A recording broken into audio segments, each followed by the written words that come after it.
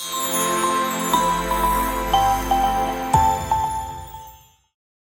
guys, I am Dr. Manish Srivastav. I head the Department of Interventional Neuroradiology at Kokilaben Dhirubhai Ambani Hospital in Andheri. Interventional Neuroradiology, I'll just introduce the specialty in a couple of seconds. It's a very young specialty which came into being in mid-90s, and basically what it means is plumbing job in the brain, which means we open the blockages and seal the leakages in the blood vessels which are supplying blood to the brain.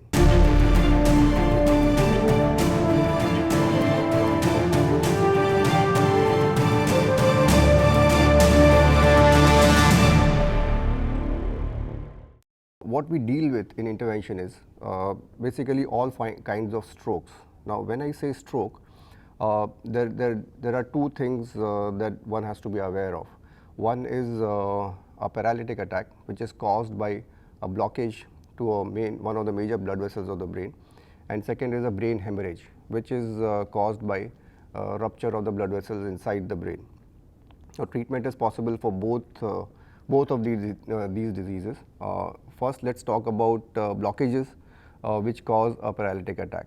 So whenever there is a suspicion that a person is getting a paralytic attack, the patient has to be moved to a big center as early as possible, because now over a period of last 4 or 5 years, it is possible to reverse the stroke in a certain subset of patients if they reach us within the first few hours. So if the patient comes within first 4 hours, there is a clot buster injection which can be given, and this can be followed up with an intervention, which means that we go through the groin right into the blocked artery inside the brain and then open it mechanically. When we talk about opening the blockages, as I just said, that we go from a small puncture in the groin and then go to the site of blockage in the blood vessel and open the blockage.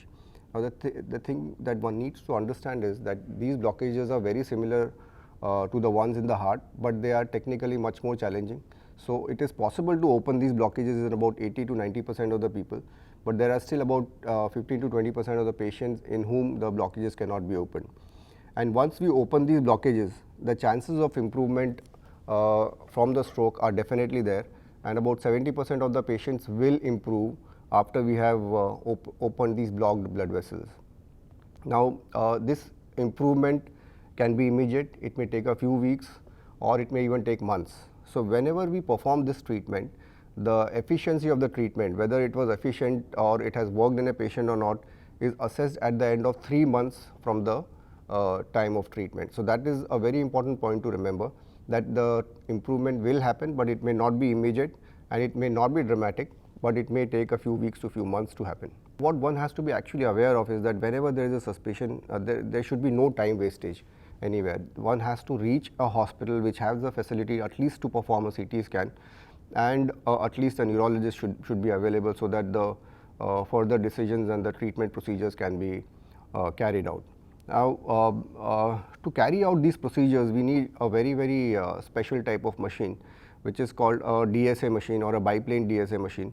And fortunately, in Kokilaben Hospital, we have a machine which is the only center in the private setup in Western India to have this kind of equipment. Now, second group of strokes are the hemorrhagic strokes, which basically means any kind of brain hemorrhage. Now, these brain hemorrhages happen because of some problem in the blood vessels which causes it to rupture. Now, there are various different types of issues with blood vessels which happen, which can cause a brain hemorrhage, and these are the ones which can be treated without opening the skull. So we go again from a small puncture in the groin and go right inside the brain and go to the site where the leakage is happening, and then we seal that particular point by various means depending on what the problem is.